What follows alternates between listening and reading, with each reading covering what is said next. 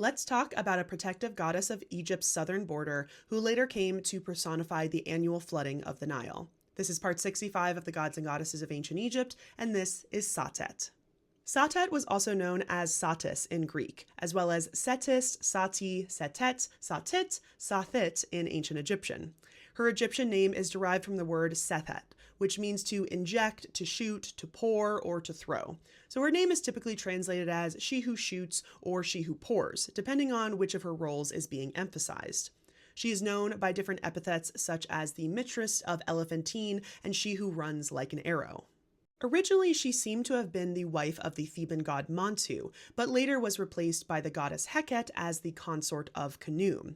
She was an Upper Egyptian goddess who, along with the gods Khnum and Anuket, formed the triad of the city of Elephantine. She was a protective deity of that southern border with Nubia where Elephantine is located.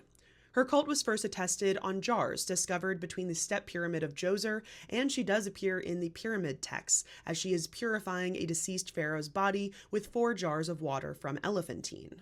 In the later time periods, she was associated with the annual flooding of the Nile, as well as a war, hunting, and fertility goddess. As a war goddess, she was protecting Egypt's southern Nubian frontier by killing enemies of the pharaoh with her sharp arrows.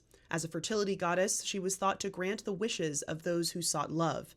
Interestingly, she is invoked in Amraic as Sati on a divorce document found in the Elephantine papyri.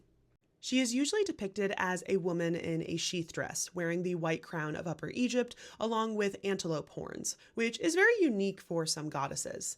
She is sometimes depicted with bows and arrows, holding a ankh or a scepter, or offering jars of purifying water. In a rare occasion, she can appear in the form of an antelope itself.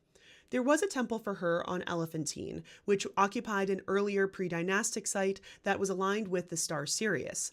This proves very interesting because in the Ptolemaic and Roman periods, she is actually conflated with the goddess Isis and the goddess Sopdet, who represented the star Sirius.